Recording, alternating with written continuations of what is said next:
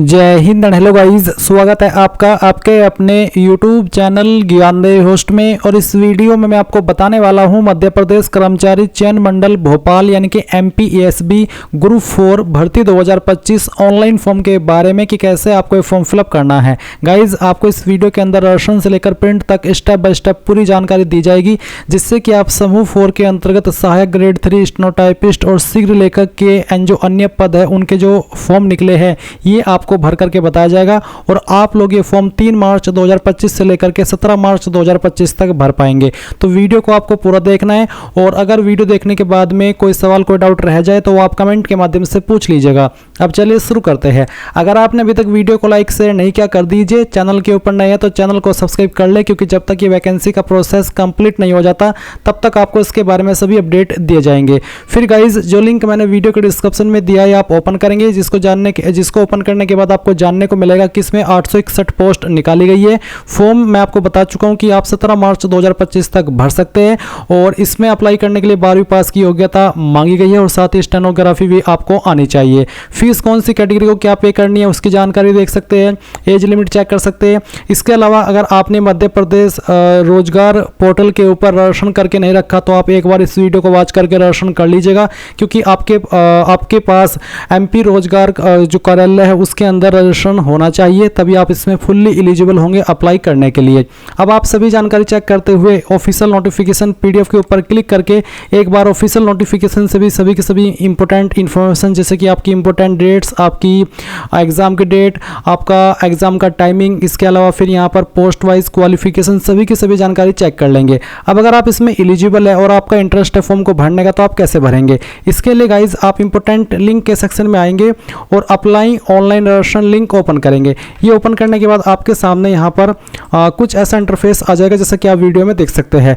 पहले नंबर पर आपको यहाँ पर ये वैकेंसी देखने को मिल जाएगी। मैं आपको बता दूं कि अगर आपने इस वेबसाइट के ऊपर पहले भी कोई फॉर्म भरा है तो आपका अकाउंट बना हुआ है। आप डायरेक्टली यहाँ पर पहले वाले सेक्शन में आकर के ग्रीन आइकन के ऊपर क्लिक करेंगे, फिर यहाँ पर टिक करेंगे और आगे बढ़ाए इसके ऊपर क्लिक कर देंगे। उसके बाद क्योंकि आपका रजिस्ट्रेशन पहले से हो रखा है तो आप यहाँ पर आपका सामान्य पंजीकरण क्रमांक डालेंगे, डेट ऑफ बर्थ आपने जो भरी थी रजिस्ट्रेशन करते समय वो यहाँ पर डालेंगे। ये कैप्चा कोड डाल करके सत्यापित कर आगे बढ़ाए इसके ऊपर क्लिक करेंगे, जहाँ पर आपके सामने आपकी रजिस्ट्रेशन की इन्फॉर्मेशन आएगी और फिर आप उसको वेरीफाई करते हुए आगे अपने फॉर्म को कंप्लीट कर लेंगे। पर गाइज अगर आप फ्रेशर है और आपने अभी तक इस वेबसाइट का इस्तेमाल करके कोई फॉर्म नहीं भरा तो आप इसमें नया रजिस्ट्रेशन करेंगे। नया रजिस्ट्रेशन कैसे करना है उसकी जानकारी मैं थोड़ा बाद में दूंगा।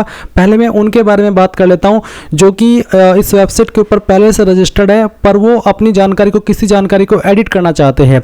तो वो क्या करेंगे, वो यहाँ पर एडिट प्रोफाइल रजिस्ट्रेशन फॉर्म इसके ऊपर क्लिक करेंगे, फिर सामान्य पंजीकरण क्रमांक डालेंगे जो कि रजिस्ट्रेशन करने के बाद में मिला था और फिर अपना पासवर्ड डालेंगे, कैप्चा कोड डालेंगे और प्रोसीड फॉर एडिट करेंगे। अब कुछ कैंडिडेट का सवाल रहेगा कि सर मैं अपना पासवर्ड भूल चुका हूँ तो मैं क्या करूँ। तो आप क्या करेंगे, apply online link again open कर लेंगे।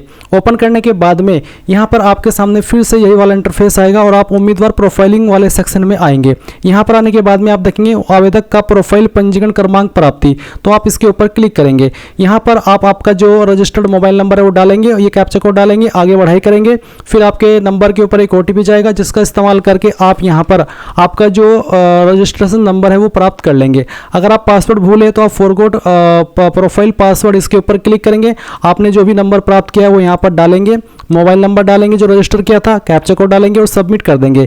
इसके बाद OTP वेरिफिकेशन होगा और आपका जो पासवर्ड है वो मिल जाएगा, जिसका इस्तेमाल करके आप यहाँ पर अगर पहले से रजिस्टर्ड है अपनी प्रोफाइल की जानकारी को एडिट कर सकते हैं।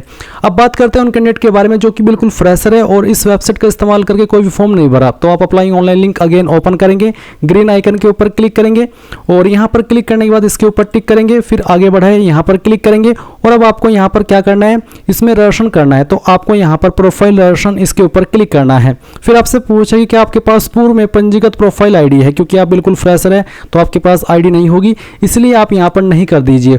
और नहीं करने के बाद में आप यहाँ पर आपका जो नंबर आप रजिस्टर करना चाहते हैं वो नंबर डालेंगे, जो ईमेल आईडी आप रजिस्टर करना चाहते हैं वो ईमेल आईडी डालेंगे, ये कैप्चा कोड डालेंगे और OTP प्राप्त करें इसके ऊपर क्लिक करेंगे। इसके बाद में आपके नंबर के ऊपर एक OTP सेंड किया जाएगा, वो OTP आप यहाँ पर डाल करके OTP सत्यापन करें इसके ऊपर क्लिक करेंगे। इसके बाद गाइज आपके सामने सामने ये वाला इंटरफेस आएगा, यहाँ पर है प्रोफाइल लॉगिन। तो अभी आपको मैसेज के माध्यम से सामान्य पंजीकरण क्रमांक और एक प्रोफाइल पासवर्ड सेंड किया है। तो आप पहले पंजीकरण क्रमांक डालेंगे और जो पासवर्ड मिला है वो डालेंगे, ये कैप्चा कोड फिल करेंगे और उसके बाद में लॉगिन के ऊपर क्लिक करेंगे। अभी आप यहाँ पर देखेंगे प्रोफाइल पंजीकरण ई-केवाईसी सत्यापन फॉर्म। तो क्या आपके पास आधार क्रमांक है? अगर हाँ, अगर नहीं तो आप नहीं करेंगे। फिर उसके बाद जैसे कि मेरे पास है, मैं हाँ कर देता हूँ और हाँ करने के बाद में विकल्प का चयन करें, ई-केवाईसी ओटीपी द्वारा सत्यापन या फिर जो बायोमेट्रिक एक मशीन होती है जिस पर आपको अंगूठा लगा करके करना होता है, वो वाला करना चाहते तो मैं एक ओटीपी वाला सिलेक्ट कर लेता हूँ, ई-केवाईसी ओटीपी द्वारा सत्यापन। फिर मैं आगे बढ़ा इसके ऊपर क्लिक करता हूँ। अब यहाँ पर आपको आधार क्रमांक प्रविष्ट करें, यानी कि जो आपका आधार नंबर है वो डालना है। फिर आप यहाँ पर टिक करेंगे, ये कैप्चा कोड डालेंगे और जनरेट ई-केवाईसी ओटीपी इसके ऊपर क्लिक करेंगे। अब आपका जो नंबर आधार के साथ में रजिस्टर है उसके ऊपर एक ओटीपी गया होगा, वो ओटीपी आप यहाँ पर डाल दीजिए जहाँ पर मैंने आपको फिल करके दिखाया है। और उसके बाद आप यहाँ पर इसके ऊपर टिक करेंगे एंड देन नीचे आप गेट डिटेल्स इसके ऊपर क्लिक करेंगे। इसके ऊपर क्लिक करने के बाद में यहाँ पर आपके सामने कुछ ऐसा इंटरफेस आएगा जैसे कि आप वीडियो में देख सकते हैं। अभी आप यहाँ पर आपकी बाकी की इंफॉर्मेशन फिल करेंगे। तो जैसे कि यहाँ पर सबसे पहले आवेदक का नाम, तो आपको यहाँ पर आपका नाम जो आधार कार्ड के अंदर है या फिर जो आपके सर्टिफिकेट के अंदर है वो एंटर करना है। पहले आप यहाँ पर आपका फर्स्ट नेम डालेंगे और उसके बाद में आपका जो लास्ट नेम है वो एंटर कर देंगे। अगर आपका लास्ट नेम न हो तो आपको NA लिखना है। फिर आप यहाँ पर पिता, अगर आपकी शादी हो चुकी है तो फिर आप यहाँ पर पति का नाम भरेंगे। इसके बाद आपको यहाँ पर आपकी माताजी का नाम एंटर करना है। फिर यहाँ पर आता है जन्म तिथि, तो जो भी आपकी डेट ऑफ बर्थ 10th के सर्टिफिकेट के अंदर है वो डेट ऑफ बर्थ आपको यहाँ पर सेलेक्ट करनी होगी। पहले आपको आपका ईयर सेलेक्ट करना है, फिर यहाँ से मंथ और उसके बाद में डे, तो आपका डेट ऑफ बर्थ आ जाएगा। फिर पूछा कि क्या आप मध्य प्रदेश के मूल निवासी है? अगर हाँ तो हाँ करेंगे, अगर नहीं तो नहीं। फिर आपका जेंडर क्या है, पुरुष या फिर महिला, वो आप टिक कर देंगे। कास्ट कैटेगरी आपकी क्या है, जनरल, SC ST या फिर OBC, जो भी है वही आपको यहाँ पर बतानी होगी। मैं डेमो के लिए फॉर्म को भर रहा हूँ तो यहाँ पर चलिए मैं SC सेलेक्ट कर लेता हूँ ताकि फीस अगर कहीं पर जाकर के पे करनी पड़े तो कम ही पे करनी पड़े, क्योंकि जैसे कि मैंने कहा कि मैं डेमो के लिए ये प्रोसेस आपको बता रहा हूँ। फिर यहाँ पर एक सवाल आएगा कि क्या आप आर्थिक रूप से कमजोर वर्ग से यानी कि EWS से, अगर आपके सामने ये ऑप्शन एप्लीकेबल है तो आप हाँ नहीं में इसका आंसर करेंगे। फिर उच्च शैक्षणिक योग्यता का स्तर क्या है, यानी कि आपकी हाईएस्ट क्वालिफिकेशन क्या है, वो आपको यहाँ पर सिलेक्ट कर लेनी है। ये सिलेक्ट करने के बाद में निवास का क्षेत्र बताना है, ग्रामीण है या फिर शहरी है, जो भी है वो आप टिक कर देंगे। फिर विकलांगता का विवरण आएगा कि क्या आप विकलांग है और आपकी विकलांगता 40% या उससे ज़्यादा है, अगर हाँ तो हाँ, अगर नहीं तो नहीं। फिर यहाँ पर आप नीचे आएंगे और देखेंगे कि आप विवाहित है, अगर हाँ तो हाँ करिए, नहीं तो आपको नहीं करना है। अगर हाँ करेंगे तो आपको जीवित बच्चों की संख्या देनी होगी और क्या जीवित बच्चे जुड़वा है उसके बारे में आपको हाँ नहीं में आंसर करना है। फिर आपको यहाँ पर जो आपका प्रेजेंट एड्रेस है उसकी जानकारी देनी है, तो जो आपका मकान नंबर है वो आप लिख देंगे, गली मोहल्ला गाँव क्या है वो आप लिखेंगे, क्षेत्र कॉलोनी शहर या फिर तहसील कौन सी है वो भर देंगे। तो इन 4 लाइन के अंदर आपको आपका पूरा एड्रेस एडजस्ट कर देना है।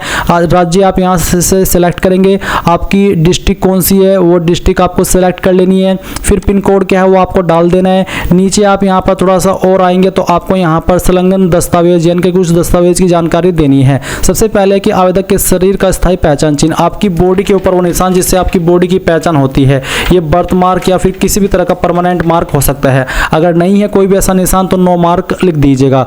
परीक्षा कक्ष में प्रस्तुत किए जाने वाला फोटो युक्त पहचान पत्र, कौन सी आईडी आप परीक्षा कक्ष में देना चाहेंगे वो एक आईडी आप यहाँ पर सेलेक्ट कर ले। और उसके बाद में आप नीचे आएंगे और आप देखेंगे बायोमेट्रिक परीक्षण का विवरण, क्या आपको फिंगर बायोमेट्रिक परीक्षण में कोई समस्या है, यानी कि अगर आपको फिंगर में भी कोई प्रॉब्लम आती है या आपका निशान नहीं लिया जाता तो आप हाँ कर दीजिए। अगर आपको कोई प्रॉब्लम नहीं आती है तो फिर आप नहीं कर दीजिए। और अगर आप हाँ कर रहे हैं तो फिर आपको बताना होगा कि किस वजह से आपको बायोमेट्रिक परीक्षण देने में प्रॉब्लम है। उसके बाद नीचे आएंगे घोषणा पत्र देखेंगे, यहाँ पर टिक करेंगे और पंजीकृत करें इसके ऊपर क्लिक करेंगे। अब गाइज जो भी जानकारी आपने भरी है वो आप यहाँ पर ऊपर की तरफ देख सकते हैं। और अभी आप यहाँ पर इसमें कुछ और जानकारी ऐड करेंगे, जैसे कि आप यहाँ पर देख सकते हैं फोटो, सिग्नेचर और हैंड रिटन डिक्लेरेशन। इसमें आपको कैसे करना है उसकी जानकारी पहले आपको अच्छे से समझ लेनी है। इसको आपको JPG फॉर्मेट में रखना है और साइज 220 KB या इससे कम साइज में ही आपको इसको अपलोड करना होगा। इसके लिए आपको टेम्पलेट दिया, आप क्लिक किया डाउनलोड टेम्पलेट, इसके ऊपर क्लिक करेंगे तो आपको यहाँ पर एक ऐसी टेम्पलेट मिल जाएगी। ये टेम्पलेट आपको डाउनलोड कर लेनी है। डाउनलोड करने के बाद में अब इसमें आपको फोटो की जगह पर फोटो लगाना है, सिग्नेचर की जगह पर सिग्नेचर, और ये जो आपको डिक्लेरेशन दिया है, ये जो लाइन है वो आप चाहे हिंदी के अंदर चाहे इंग्लिश के अंदर वो आपको यहाँ पर अपने हैंड से रिटर्न करनी है। अभी आपको इसको कैसे बनाना है बहुत ही सिंपल तरीके में मैं आपको बता रहा हूँ। जो लिंक मैं आपको इस वीडियो के डिस्क्रिप्शन में दिया हूँ ये आप ओपन करेंगे, और इसको ओपन करने के बाद में आप सबसे लास्ट में आएंगे इंपॉर्टेंट लिंक के सेक्शन में, और यहाँ पर आपको MPESB template maker tool link देखने को मिल जाएगी।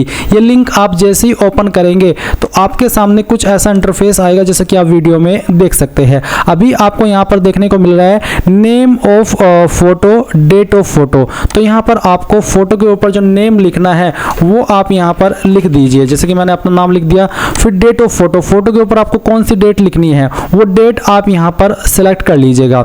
इसके बाद आता है फोटो, जो फोटो आप यहाँ पर इस टेम्पलेट में फिट करना चाहते हैं वो फोटो आप यहाँ पर अपलोड कर दीजिए। जैसे कि डेमो के लिए मैं यहाँ पर एक फाइल सिलेक्ट करता हूँ, तो चलिए मैं इस फोटो को सिलेक्ट कर लेता हूँ।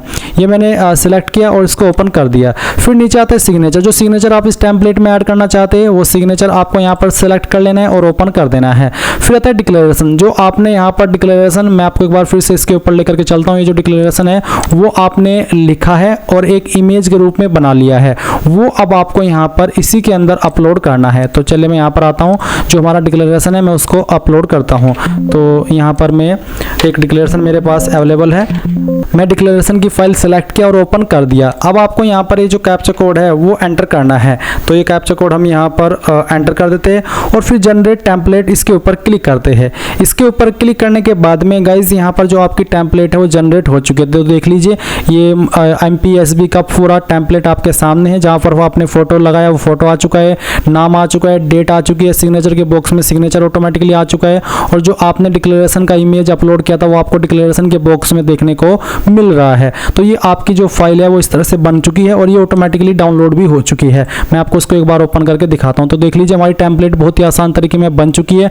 अब आप जहाँ से इसको अपलोड कर रहे हैं उस इंटरफेस पर आएंगे। अब गाइज आपने ये वाली फाइल तो डाउनलोड कर ली जो कि मैंने आपको टेम्पलेट की बताई है। अभी आप यहाँ पर सेम वे में अगेन फोटो, साइन और आपका जो हैंड रिटन डिक्लेरेशन है वो अपलोड करेंगे। पहले तो आप ब्राउज के ऊपर क्लिक कीजिए और जहाँ पर आपका फोटो है, जैसे कि अभी आपने उसमें अपलोड किया था, वो फोटो आप सिलेक्ट कर लीजिए और इसको ओपन कर दीजिए। ओपन करने के बाद में इस तरह से आपको आपके फोटो को क्रॉप कर लेना है, यानी कि एडजस्ट कर लेना है इसमें इस तरह से, जैसे कि मैं आपको कर करके दिखा रहा हूँ। और फिर यहाँ से इसको राइट के आइकन पर क्लिक करेंगे। फिर आप यहाँ पर जो आपका साइन है, साइन की फाइल को सिलेक्ट कर लेंगे। तो चलिए मैं यहाँ पर इस फाइल को सिलेक्ट करता हूँ, ओपन करता हूँ। फिर इसको भी आपको यहाँ पर इस तरह से क्रॉप कर लेना है, यहाँ पर राइट के आइकन के ऊपर क्लिक करना है। फिर जो आपका डिक्लेरेशन है वो डिक्लेरेशन आपको यहाँ पर सिलेक्ट करना है, इसको भी आपको यहाँ पर सेम वे में सही क्रॉप कर लेना है। फिर आप राइट के आइकन के ऊपर क्लिक करेंगे। फिर यहाँ पर फोटो, मुझे अपना फोटो हस्ताक्षर उचित स्थान पर दिखाई दे रहा है, इसके ऊपर क्लिक करेंगे, यहाँ पर क्लिक करेंगे और यहाँ पर क्लिक करेंगे। ये क्लिक करने के बाद में नीचे की तरफ upload photo, signature and handwritten text, इसके ऊपर क्लिक करेंगे। इसके ऊपर क्लिक करने के बाद यहाँ पर इस तरह से तीनों चीज़ें आ जाएगी। जो आपने आपकी टेम्पलेट बनाई है वो आपको अपने पास में रख लेनी है।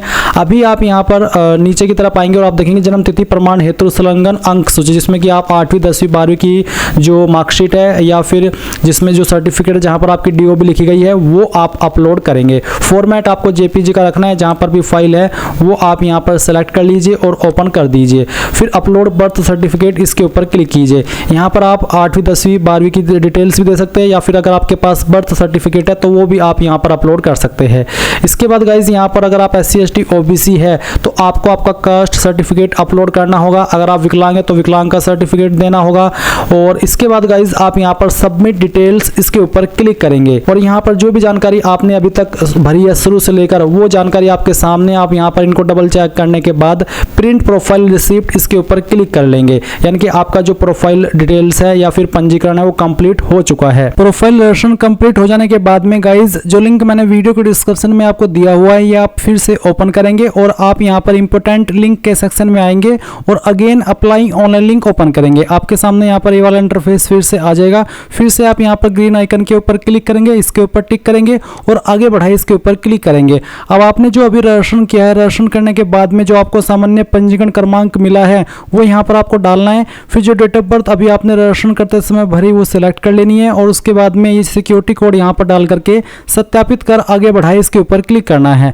फिर गाइज आप यहाँ पर देखेंगे जो इन्फॉर्मेशन अभी आपने रजिस्ट्रेशन के समय भरी वो आपके सामने है। सभी जानकारी चेक करने के के बाद आप आगे बढ़ाए इसके ऊपर क्लिक करेंगे। इसके बाद यहाँ पर फिर से आप नीचे की तरफ आएंगे और देखेंगे कुछ जानकारी आपको यहाँ पर भरनी है।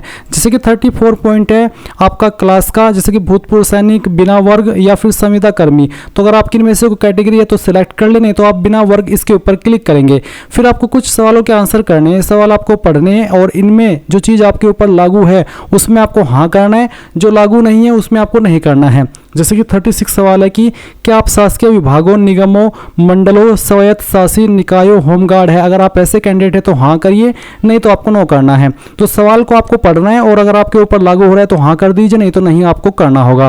क्या आप मध्य प्रदेश शासन के अधीन छटनी शुदा कर्मचारी है, अगर हाँ तो हाँ, नहीं तो आपको नहीं करना है। तो इस प्रकार से आप इन सवालों के आंसर करेंगे। फिर 43 सवाल का आंसर भी आपको कर देना है। अगर आप हाँ में आते तो हाँ करिए और ना में आते तो आपको नहीं करना है। 44 पॉइंट है कि क्या आप शासकीय सेवा में नियुक्ति के लिए नीचे दिए गए विभिन्न वर्गों में सम्मिलित है एवं नियम पुस्तिका के अनुसार इस वर्ग के लिए विशेष लाभ, आयु में 55 वर्ष तक छूट एवं बोनस अंक लेना चाहते हैं।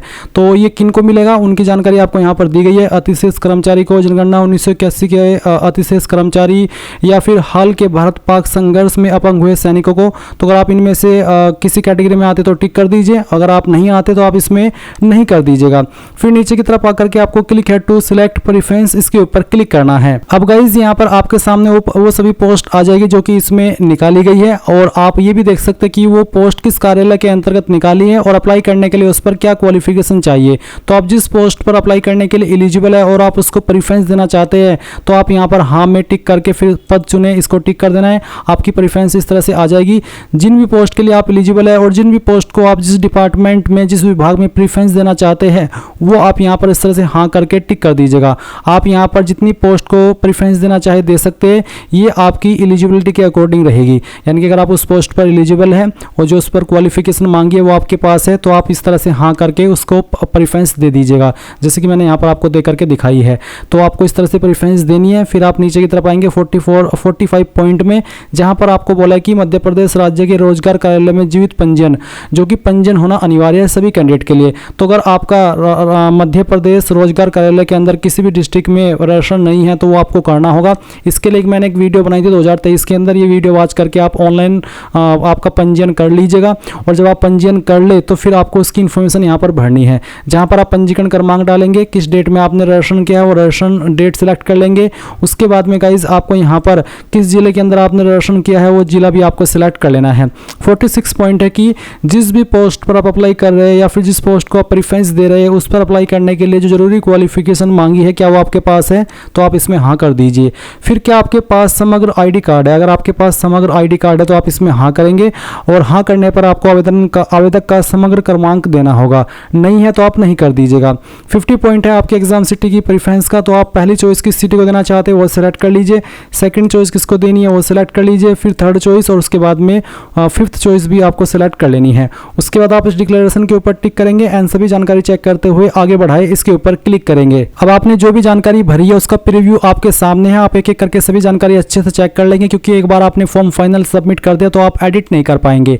और जब आपको लगे कि यहाँ सभी जानकारी सही है तो आप यहाँ पर प्रिंट के ऊपर क्लिक करेंगे और जो आपका प्रीव्यू का प्रिंट है वो ले लेंगे। अगर प्रिंटर नहीं है तो पीडीएफ के रूप में सेव कर लीजिए, क्योंकि जब तक आप इसको पीडीएफ के रूप में सेव या फिर प्रिंट के ऊपर क्लिक करके एक बार इसको चेक नहीं कर लेते तब तक आप पेमेंट के लिए नहीं बढ़ पाएंगे। और इसके बाद जैसे ही आप इसको प्रीव्यू कर ले, पीडीएफ के रूप में सेव कर ले, तो आप प्रोसीड टू पेमेंट इसके ऊपर क्लिक करेंगे। प्रोसीड टू पेमेंट पर क्लिक करने के बाद में आपके सामने पेमेंट का पेज आएगा। आप अपनी application fees net banking, debit card, credit card का इस्तेमाल करके जमा कर पाएंगे।